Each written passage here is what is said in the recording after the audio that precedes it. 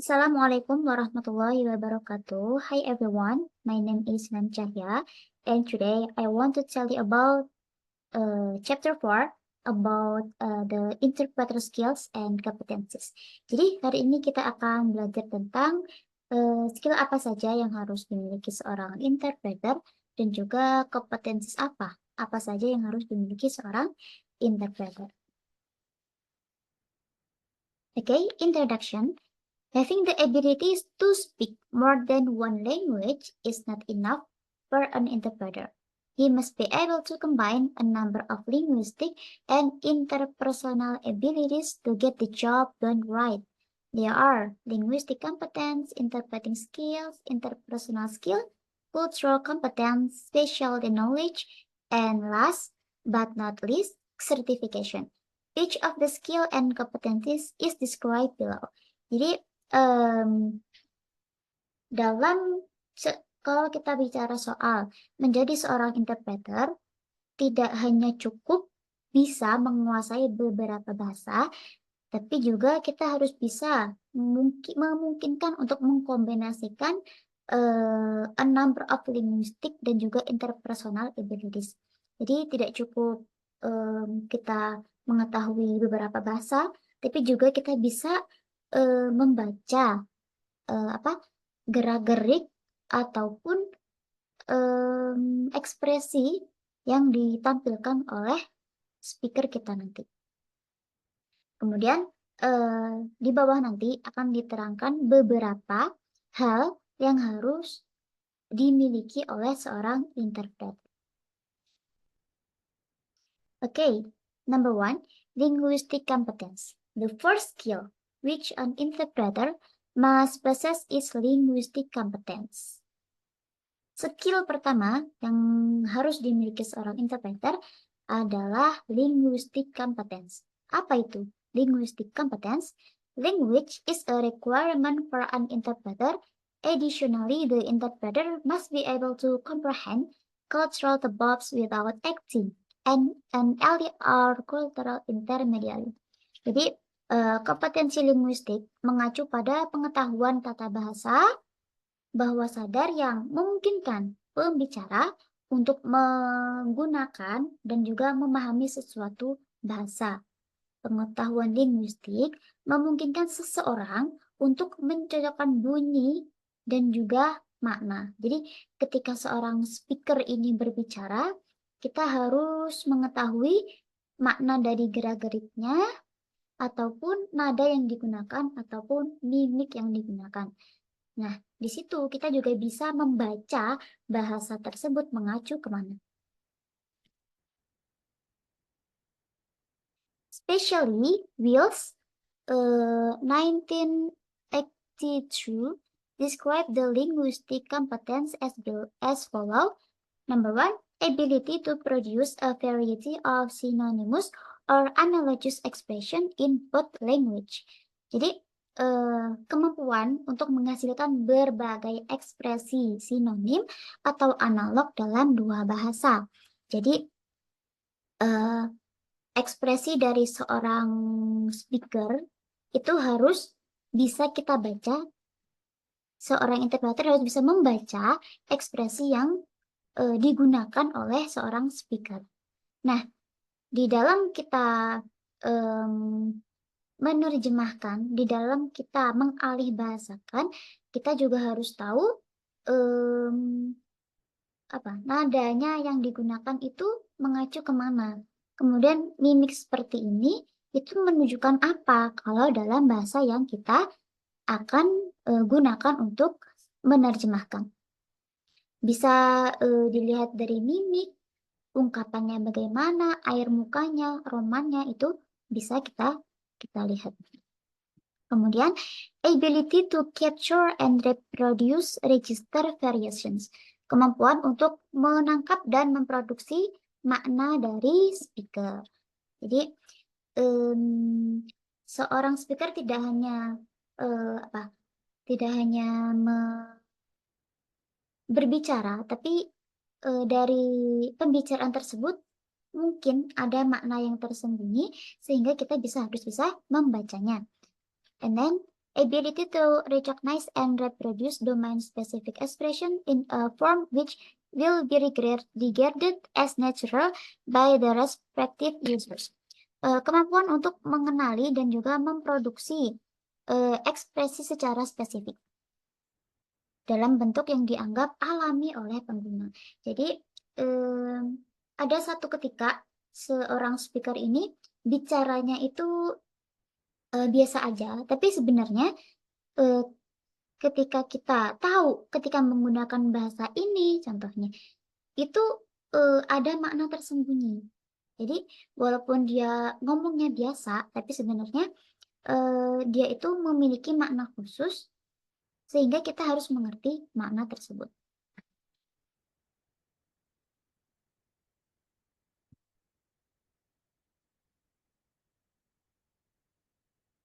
And then, ability to combine verbal and non-verbal communication gets from the search language and reproduce them in appropriate combination in the target language. Kemampuan menggabungkan isyarat komunikasi yang verbal dan juga non-verbal dari bahasa sumber ke bahasa target. Nah, jadi seorang interpreter harus bisa berkomunikasi secara verbal dan juga non-verbal. Nah, non-verbal di sini maksudnya adalah kita bisa menuliskan kalimat yang speaker ucapkan dalam bentuk tulisan. Tapi tidak semua ditulis, hanya poin-poin pentingnya saja sehingga seorang interpreter ini tahu apa yang diungkapkan oleh seorang speaker ini tadi. And then, ability to identify and exploit rhythm and tone patterns of the language in order to determine and utilize the chunks of speech so as to maximize the efficiency of the interpreting. Kemampuan untuk mengidentifikasi dan juga memanfaatkan pola ritme dan nada bahasa untuk menentukan dan juga memanfaatkan potongan-potongan ucapan untuk memaksimalkan efisiensi dalam kita mengalihbahasakan bahasa yang speaker gunakan. Jadi kita bisa mengidentifikasi makna yang speaker ucapkan dengan memahami makna, dengan memahami inti-inti dari pembicaraan yang dibicarakan. Jadi tidak kok kita harus tahu semua ucapannya, tapi kita harus mengerti poin-poin pentingnya. Namun ketika kita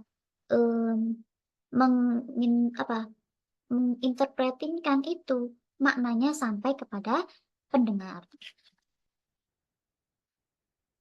Number 2, interpreting skill. Kita akan membicarakan soal skill seorang interpreter. The ability to interpret is the second skill that an interpreter needs to have. Jadi, keterampilan menafsirkan seorang juru bahasa juga harus memiliki kemampuan untuk mengingat, juga memiliki ingatan yang kuat. Sehingga ketika interpreter ini, ketika kita menjadi seorang interpreter harus memiliki ingatan yang kuat, supaya apa? Supaya makna yang disampaikan oleh seorang pembicara itu sampai kepada pendengar. Kemudian, an interpreter should also possess strong memory recall and abilities, and the ability to take notes while performing the interpretation task. Jadi, seorang interpreter juga harus mengambil catatan ketika performing, ketika proses interpreting berjalan. Di situ harus memiliki catatan supaya apa? Supaya tidak lupa dengan apa yang diucapkan seorang pembicara itu tadi. And then the interpreter needs to able to speak and think in the target language. Ya, tentu saja seorang interpreter membutuhkan kemampuan berbicara yang baik ke bahasa target. Jadi ini poin yang penting ketika kita menjadi seorang interpreter, harus bisa mengalihbahasakan. Itu yang disebut interpreting. Oke. Jadi harus bisa mengucapkan agar maknanya tersampaikan. Interpersonal skill. A good translator is more than just a fluent speaker. The interpreter must be proficient in verbal and written communication. Seorang interpreter yang baik, yang bagus, yang profesional, tidak hanya berbicara lancar, cas-cis-cus, tapi juga harus bisa berbicara secara verbal maupun non-verbal. Non-verbal ini maksudnya adalah interpreting dalam mode consecutive interpreting. Nah, di situ kita akan menggunakan catatan. Nah, di situ catatan yang kita ambil itu harus kita mengerti sendiri agar makna yang diberikan oleh seorang pembicara sampai kepada pendengar, sehingga kita harus bisa memiliki kemampuan untuk komunikasi nonverbal ini tadi. Kemudian cultural competence. Interpreter needs not only be fluent in several languages, but also comprehend the cultures of language they interpret. Seorang interpreter tidak hanya berbicara dengan lancar pada beberapa bahasa, tapi juga harus memahami culture, budaya dari bahasa tersebut. Jadi tidak semua bahasa di satu negara itu sama dengan negara ini. Jadi di setiap negara itu punya budayanya masing-masing. Ada ketika berbicara nada pendek, kalau di kita itu bagus, tapi justru kalau di negara lain bisa saja itu nada yang tidak sopan. Jadi kita juga harus memahami budaya-budaya dari bahasa yang kita akan sampaikan. Dan juga kita mengerti budaya dari bahasa yang seorang pembicara ini bicarakan. Kita harus tahu budaya-budayanya dan juga aspek-aspeknya. Kemudian specialty knowledge. Most translators of interpreters specialize in one particular sector or industry. Yang kelima adalah pengetahuan yang spesial. Maksudnya di sini sebagian besar penerjemah bekerja di suatu industri atau bidang tertentu, misalnya perawatan, kesehatan, hukum, dan juga keuangan. Ini berarti mereka perlu memiliki pengetahuan khusus di bidang tertentu untuk menjadi komunikator yang sukses. Jadi ketika seorang interpreter bekerja di satu perusahaan khusus, nah seorang interpreter ini juga harus mengetahui apa saja gitu yang menjadi hal-hal khusus dari perusahaan tersebut. Jadi pengetahuan khusus ini khusus pada perusahaan tersebut. Nah, seorang interpreter ini harus tahu. Kemudian certification. An interpreter's certification demonstrates that they have put in the necessary effort and has the qualification to perform the job competently. Sertifikasi atau akreditasi dari lembaga penerjemah yang memiliki reputasi baik menunjukkan bahwa seorang penerjemah telah bekerja keras dan juga memiliki kualifikasi untuk melaksanakan tugasnya dengan baik. Pada saat yang sama, seorang interpreter ini cenderung tidak akan melakukan kesalahan dalam bekerjanya karena dia sudah memiliki sertifikasi baik dari perusahaan tersebut. Jika melakukan kesalahan, itu dapat mengakibatkan konsekuensi yang serius bagi penerjemah dan juga lembaga tempatnya bekerja. And then, 7, ethical consideration of interpreter. Jadi ini adalah pertimbangan etis dari penerjemah. Jadi, confidentially, professional must not disclose information about individuals or situation obtained in the course of professional studies unless permission has been granted by the person involved or the professionals is required to do so by anyone legally entitled to such information. According Gentile et al., 1996, the most basic ethical consideration for an interpreter are impartiality. Professional must carry out professional duties to the best of his or her ability, regardless of whom the client is in terms of gender, race, social, and economic status. That is conflict of interest. Jadi, maksud dari poin ketujuh ini adalah seorang profesional, seorang interpreter ini tidak boleh mengungkapkan informasi rahasia tentang individu atau tentang pembicara tersebut di dalam menjalankan tugasnya.